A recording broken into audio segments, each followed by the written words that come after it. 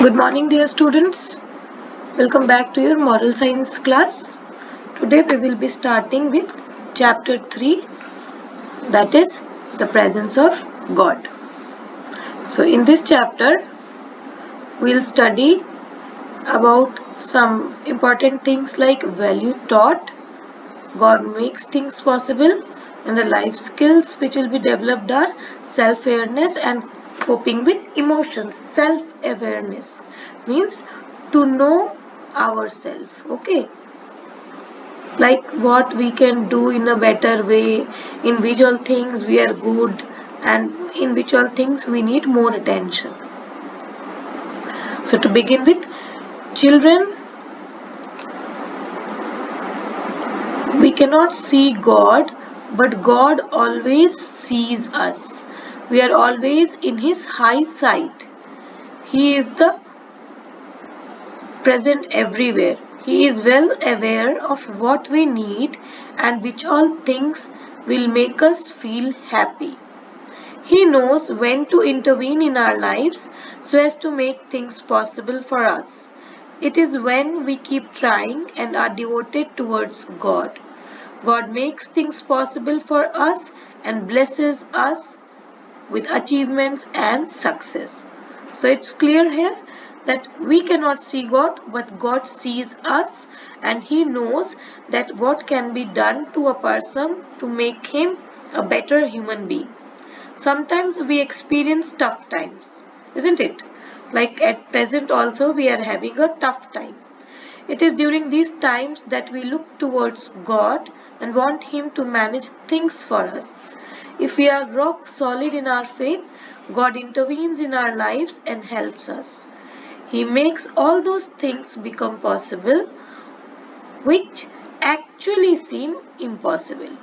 So the only thing we should do is to have faith in God always, because God is always going to help us, whatever and wherever. Okay, so now we have a small story which is telling us the importance of the prayer. The weight of a prayer. One hot summer day, a shabbily dressed lady reached a grocery store. Shabbily, badly. Okay, the clothes were not in good condition. She was looking sad, worried, and sorrowful. In a very low voice, she requested the owner, "Please give a few essential groceries for which I will pay later." She added, "My carpenter husband has become very ill and is therefore unable to work."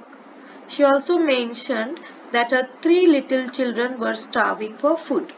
So what is this lady asking for? Lady is asking for some grocery from the grocery store, as her husband was not well and she has three children who were hungry sitting in the home. The grocer scolded her for telling a lie and asked her to leave the shop. The lady tried again. "Sir, please consider my request. Doctors say that my husband will become fine in a week. I'll surely pay for the things within 10 days." Instead of helping her, the grocer started making fun of her. He asked, "Do you have a grocery list?" "No," said the lady. "But I'll write it right now," she added. She quickly wrote something on a piece of paper. When she gave it to the grocer, he folded the paper and said, "I will put the list in the scales, and whatever your grocery list weighs, I will give you that much." Okay, so he said, "You write whatever you need on a paper. I will put the paper on the balance, isn't it? Where they measure the balance of the items, and then as much is the weight, that much weight things he will give." The lady felt humiliated but stood there. Lady was not happy with this statement of the grocer, but anyway she was standing. Saying this, the grocer kept the paper on one of the scales. Then he asked the lady to repeat her grocery items. So this is the grocer scale, okay, to measure the weight of the things. Tarazu we see, na? So that is what. The lady said, 2 kilogram flour, The grocer mockingly kept 2 kilogram flour on the scales.